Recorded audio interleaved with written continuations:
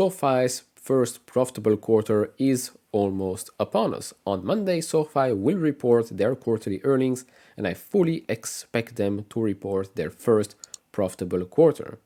I don't think they would have talked about this profitable Q4 for so long if they did not have, I won't call it a trick up their sleeve, but a way to reach profitability for this quarter. So I'm not really, let's say, stressed about that. What I am interested about is all the rest, what comes next, because it's great to have one profitable quarter. We know that they also expect 2024 to be a profitable year. But how profitable? That's the thing. Is tomorrow's number going to be 1 cent, 2 cents, 3 cents, whatever the number will be?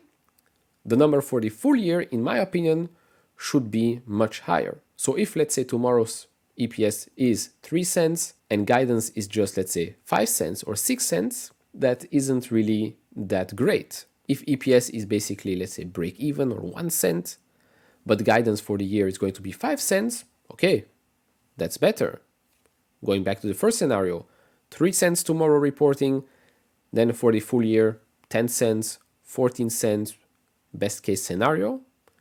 Okay, now we're talking. So we're different kinds of scenarios going into that earnings report because we are, let's face it, we're all expecting it to be the first profitable quarter. But most of us are already looking what happens after that. Of course, there are other numbers to look at, right? Inflows, deposits, stuff like that, new members, products, especially the technology side of things. There should be a big year for the technology platform for SoFi. So they're definitely going to tell us a lot probably in the earnings call. But with regards to profitability, it's how big of a number are we getting tomorrow? And then how big of a number are we going to get in 2024? Not big number tomorrow, same-ish number for the whole year. I don't think the market would like that. Do share your thoughts down in the comments below. Now, why do I say that I have full confidence in their guidance, their numbers? Well, I mean, if you look at the screen, it speaks for itself, right? With regards to sales, actual versus the estimate, a beat all of the time. If you look at EPS versus the estimate, yes, they missed a tiny bit twice, let's say 3 times, even though that first time shouldn't really count for much. But all the rest of the time, it's always triple beats, raise in guidance. Fully expect to see the same types of scenarios in 2024. Guidance might be sometimes a bit conservative, but then they reach it, beat it, and raise it. We've seen that play out in the last year. Now, what exactly are analysts expecting? Well, first of all, the stock price is now $7.62, market cap of just $7.31 billion. Currently, forward PE 63.5 times. Why is that?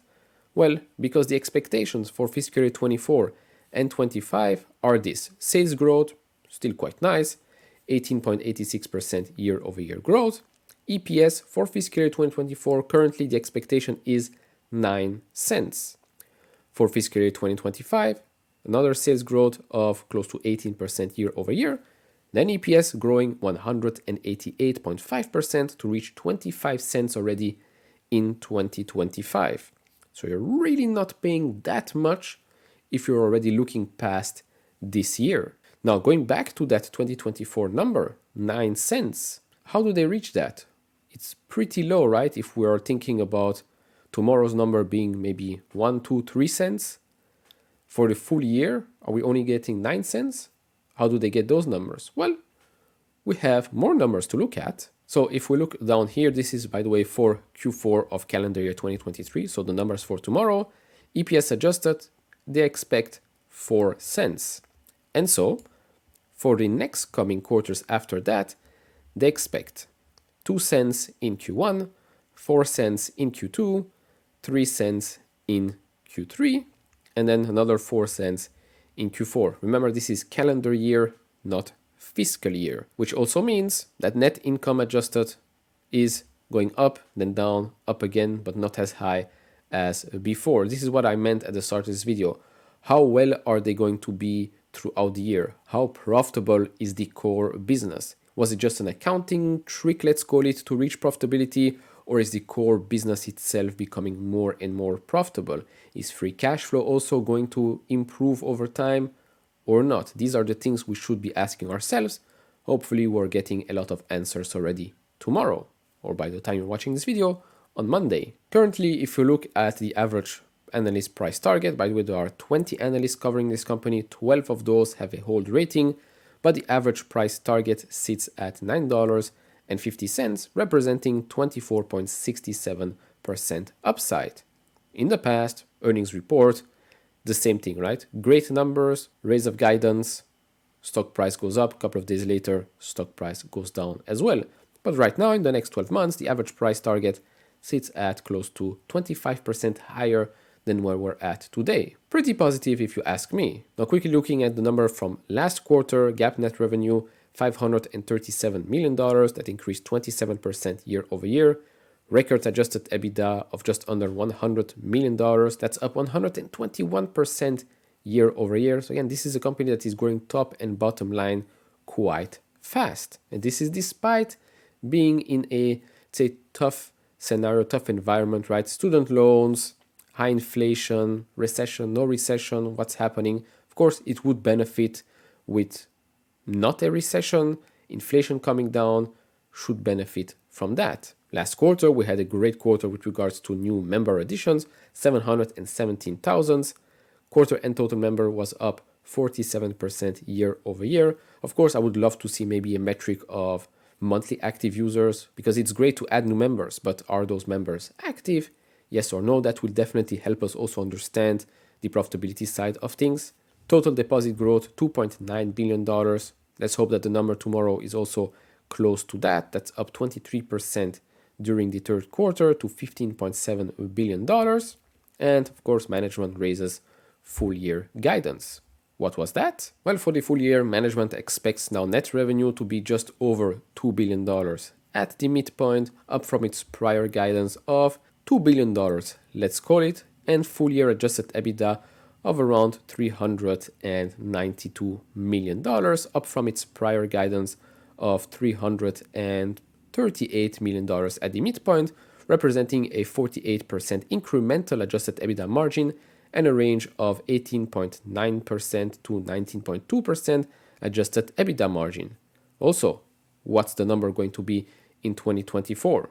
Are we still on track to keep that growth rate, or is it a bit slowing down? Remains to be seen. Now, one extra thing to note here is that they did mention that SBC share-based compensation expense will increase in the mid to high single-digit percentage range in the fourth quarter relative to the third quarter results, so don't be surprised when you see that number jump tomorrow. And lastly here, with regards to the graph, RSI, pretty neutral here. Right now, we ended the week under the 200-day moving average, which sits at around $7.9 or so. Yes, there is a support at just under $7, around $7, $6.8, $7. I don't think we're going to go there unless they miss the profitability metric, which again, I don't think that will happen. But unless they do, or guidance is completely horrible, we might revisit that. But again, I don't see that happening. I do see a big jump tomorrow when they announce the profitable quarter and when they announce guidance as well. So I expect to see a big jump here as we've seen in the past. Whether or not that green candle will stay green throughout the week, that's up to the market. But me, with SoFi, it's pretty simple. As long as the business continues to operate very well, as long as they execute their plan, I don't really care that much what the stock will do. If opportunities present themselves, I'll take that opportunity to make my position bigger. If it doesn't, then it doesn't. I'm happy with what I have. But the business here comes first and the stock second. Of course, do share your thoughts down in the comments below. Again, profitability, growth, especially the goals for the technology platform in 2024, to me is going to be very, very important after a slowish 2023. But again, do share your thoughts down in the comments below. We're going to cover this earnings report, of course, tomorrow before the market opens. So stay tuned for that. If you enjoy this type of videos, leave it a thumbs up, subscribe if you have not, and I'll see you all in the next one. Bye-bye.